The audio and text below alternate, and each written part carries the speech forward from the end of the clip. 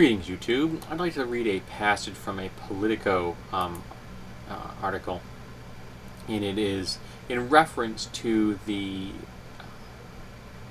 wealth inequity in America, dealing with called the pitchforks are coming for us plutarchs. So being written from the point of view of someone that is in the wealthy class. The thing about us business people is that we love our customers rich and our employees poor. So for as long as there has been capitalism, capitalists have said the same thing about any effort to raise wages. We've had 75 years of complaints from big business when the minimum wage was instituted, when women had to be paid equitable amounts, when child labor laws were created. Every time the capitalists said exactly the same thing in the same way.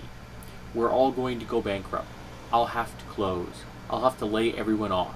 It hasn't happened. In fact, the data shows that when workers are better treated, business gets better.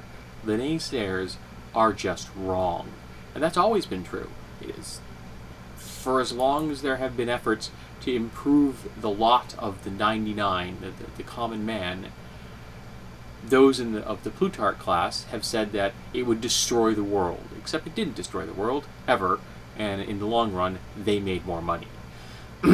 But they have to take that stance because they want to hold the status quo for as long as possible, because they've convinced themselves that it is the best method to maintain their flow of cash from the public into their coffers.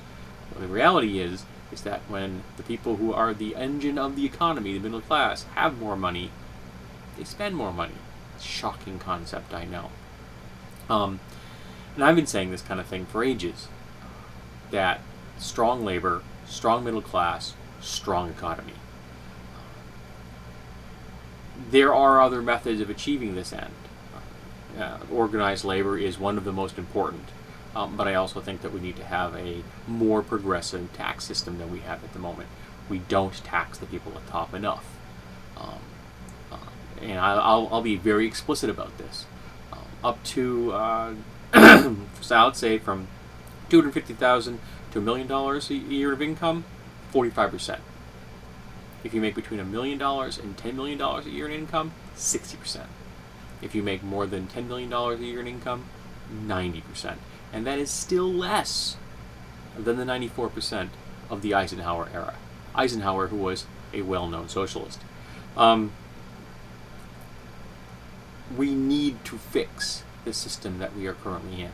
And I personally would like to avoid revolution. I don't want the pitchforks actually sharpened.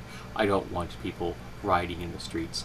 I don't want to see people jailed or their homes and their families and their businesses destroyed. I don't want to see Americans killing each other over these things, because most of the people who are going to die, folks, are not going to be members of the 1%.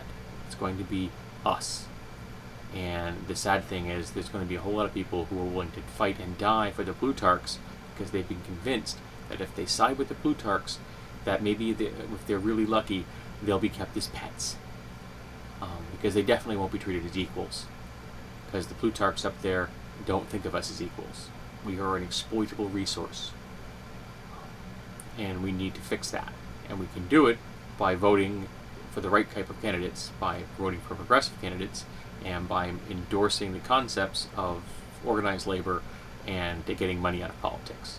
And these are the things that we can do to change the system that won't require pitchforks.